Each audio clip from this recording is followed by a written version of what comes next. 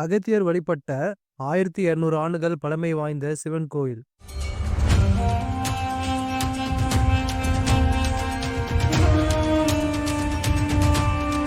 செவ்வாய் பரிகார ஸ்தலமாக விளங்கும் அற்புத திருத்தலம்.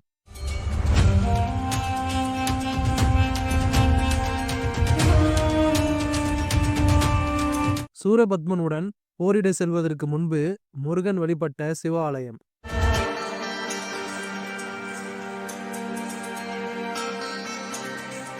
வணக்கம் விவர்ஸ், இன்னைக்கு நம்ம வீடியோவில் காஞ்சிபுரம் மாவட்டம் காட்டூரில் அமைந்துள்ள உத்திர வைத்தியலிங்கேஸ்வரர் கோயிலை பற்றி தான் பார்க்க போகிறோம். முதலில் இந்த கோயில் எங்கு உள்ளது, எப்படி செல்லலாம் என்று பார்க்கலாம். இக்கோயிலானது குடுவாஞ்சேரியிலிருந்து திருப்பூர் செல்லும் சாலையில் 17 கிலோமீட்டர் தொலைவில் காட்டூர் என்ற ஊரில் அமைந்துள்ளது. திருப்பூரிலிருந்து இந்த காட்டூர் 6 கிலோமீட்டர் தூரத்தில் அமைந்துள்ளது. நியரஸ்ட் லேண்ட்மார்க் பார்த்தீங்கன்னா சத்யசாய் மெடிக்கல் காலேஜிலிருந்து 1 கிலோமீட்டர் தூரத்தில் இந்த ஆலயம் அமைந்துள்ளது. கோயிலோட அட்ரஸ் மற்றும் கூகுள் மேப் லிங்கை டிஸ்கிரிப்ஷனில் கொடுத்துருக்கேன், தேவைப்படுறவங்க பார்த்து தெரிஞ்சுக்கோங்க. இப்பொழுது இந்த கோயிலோட வரலாறு மற்றும் சிறப்புகளை ஒன்றாக பார்க்கலாம். அதுக்கு முன்னாடி இது போல அற்புதமான ஆலயங்களை பற்றி வீடியோஸ் பார்க்க என்னோட ரிமார்க்கபிள் ரமேஷ் சேனலை மறக்காமல் சப்ஸ்கிரைப் பண்ணிக்கோங்க. அப்போ தான் நான் போகிற வீடியோஸ் உங்களுக்கு ரெகுலராக வரும். அகத்தியர் இந்த கோயிலில் வழிபாடு செய்து நீண்ட காலம் இங்கு தங்கியிருந்தார். அந்த நேரத்தில் இந்த இடம் ஒரு காடாக இருந்தது. மேலும் தனது அன்றாட வழிபாட்டிற்கும் வழிபோக்கர்களின் பயன்பாட்டிற்கும் தண்ணீர் கிடைக்க அகத்தியர் இங்கு ஒரு குளத்தை தோண்டினார். ஆனால் உள்ளூர்வாசிகள் அகத்தியர் போன்ற ஒருவர் மதிப்பை அவர்கள் அறியவில்லை. அகதியை பற்றி மக்களுக்கு விழிப்புணர்வு ஏற்படுத்தவும் முனிவரின் புகழை பரப்பவும் சிவன் உள்ளூர் மக்களை ஒரு தொற்று நோயால் பாதிக்க செய்தார். துன்பப்பட்ட கிராமவாசிகள் பல முயற்சி செய்தும் இந்த நோய்க்கான மருந்தை கண்டுபிடிக்க முடியவில்லை. இறுதியில் அவர்கள் அகத்தியர் காட்டில் இருப்பதை கண்டுபிடித்து தங்களை காப்பாற்றும்படி அவரிடம் மன்றாடினர். எப்பொழுதும் கருணை காட்டும் முனிவர் சிவனை வணங்கினார். அவர் மற்றும் ஒரு குளத்தை தோண்டி ஒரு சிவலிங்கத்தை நிறுவி அந்த குளத்தில் இருந்து வரும் தண்ணீரை கொண்டு அதற்கு அபிஷேகம் செய்யுமாறு அறிவுறுத்தினார். இது முறையாக செய்யப்பட்டு மக்களுக்கு அபிஷேக நீர் விநியோகிக்கப்பட்டது. அதன் பிறகு அவர்கள் உடனடியாக குணமடைந்தனர். இன்றும் கூட பல தொற்று நோய்கள் இந்த கிராம மக்களை தொடுவதில்லை என்று நம்பப்படுகிறது. இதற்கு பிறகு முனிவர் மீண்டும் சிவனை வணங்கினார். அவர் பார்வதியுடன் சேர்ந்து தனது கல்யாண கோலத்தை அகத்திய முனிவருக்கு காட்டி அருள் புரிந்தார். மற்றொரு கதையின்படி பல முனிவர்கள் காசிலிருந்து சிவலிங்கத்தை கொண்டு வந்து இங்கு பிரதிஷ்டை செய்தனர். இந்த கிராமம் பழங்காலத்தில் மறைக்காட்டூர் என்ற பெயரை கொண்டிருந்ததாக கூறப்படுகிறது. ஜோதிடரான காலமுனிவர் தனது தொழிலில் மிகவும் திறமையானவராக இருந்தார். ஆனால் ஏதோ ஒரு காரணத்தினால் அவரால் தனது எதிர்காலத்தையே சொல்ல முடியவில்லை. தனது தொழிலில் உயர்ந்த ஞானத்தை பெறுவதற்காக அவர் சிவனை வணங்கினார். சிவன் அவர் முன் தோன்றினார். ஆனால் ஜோதிடரின் விருப்பத்தை நிறைவேற்றவில்லை.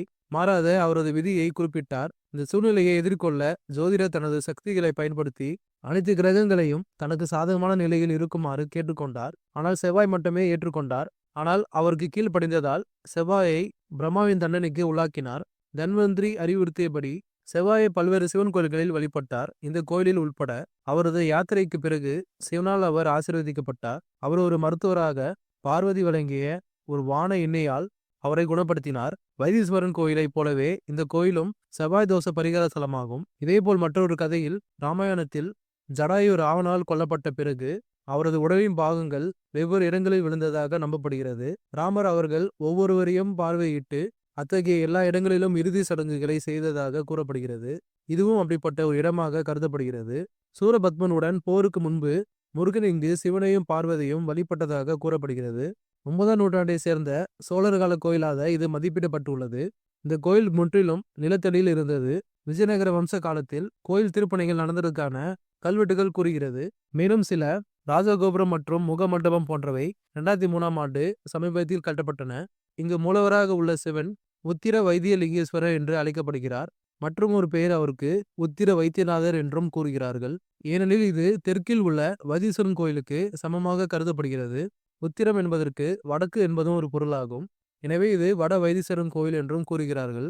சிவன் வைத்தியநாதராக இருக்கும் பெரும்பாலான கோயில்களைப் போலவே இங்குள்ள அம்மன் தையல் நாயகி என்று அழைக்கப்படுகிறாள். இப்பொழுது கோயிலோட அமைப்பை பற்றி பார்க்கலாம். 1800 ஆண்டுகள் பழமை வாய்ந்த இந்த கோவில் 5 நிலை ராஜகோபுரத்தை கொண்டுள்ளது. கோயில் வாசலை கடந்து உள்ளே சென்றால் பலிபீடம், கொடிமரம், நந்தி பகவான், நேராக சிவனோட சன்னதி அமைந்துள்ளது. அம்மன் தையல்நாதர் சன்னதி தெற்கு நோக்கி அமைந்துள்ளது. சிவன் கருவறையை சுற்றி கோஷ்ட தெய்வங்களான விநாயகர், தட்சிணாமூர்த்தி, விஷ்ணு, பிரம்மா, லிங்கோத்பவர், துர்க்கை அம்மன் ஆகியோர் அமைந்துள்ளனர். மற்றும் வெளிப்பிரகாரத்தில் தனித்தனி சன்னதியில் விநாயகர், முருகன், கஜலட்சுமி, காலபைரவர், சண்டிகேஸ்வரர் மற்றும் நவகிரக சன்னதிகளை இங்கு காணலாம். அதில் குறிப்பாக செவ்வாய் பரிகார களமாக விளங்கும் அங்காகரனுக்கு தனி சன்னதி இங்கு அமைந்துள்ளது. செவ்வாய்க்கிழமைகளில் அங்காகரனுக்கு சிறப்பு வழிபாடுகள் செய்யப்படுகின்றன. இங்கு வன்னி மரம், வேம்பு மரம், வில்வ மரம் என்று 3 மரங்கள் உள்ளன. இங்குள்ள தீர்த்தத்தின் பெயர் அகத்தியர் தீர்த்தம். பங்குனி உத்திரம் 3 நாட்களில் சூரிய ஒளி காலை 6 மணி முதல் 6:30 மணி வரை சிவலிங்கத்தின் மீது விழும் அற்புதம் நடக்கிறது. இந்த கோயிலில் வழிபட்டால் செவ்வாய் சம்பந்தமான தோஷங்கள் அனைத்தும் நீங்கும் என்பது நம்பிக்கையாக உள்ளது. கோயில் திறந்திருக்கும் நேரம் காலை 6 மணி முதல் மதியம் 12 மணி வரையும், மாலை 4 மணி முதல் இரவு 8:30 மணி வரையும் திறந்திருக்கும். இத்தனை சிறப்புகள் வாய்ந்த இந்த அற்புதமான கோயில நீங்களும் வாய்ப்பு கிடைக்கும் போது மிஸ் பண்ணாம நேரில் பாருங்க. மீண்டும் இது போல அற்புதமான ஆலயத்துல சந்திக்கலாம். தொடர்ந்து இது போல ஆலயங்களை பத்தி வீடியோஸ் பார்க்க நம்ம ரிமார்க்கபிள் ரமேஷ் சேனலை மறக்காம சப்ஸ்கிரைப் பண்ணிக்கோங்க. அப்போதான் நான் போற வீடியோஸ் உங்களுக்கு ரெகுலரா வரும். ஓம் நம சிவாயே. நன்றி, வணக்கம்.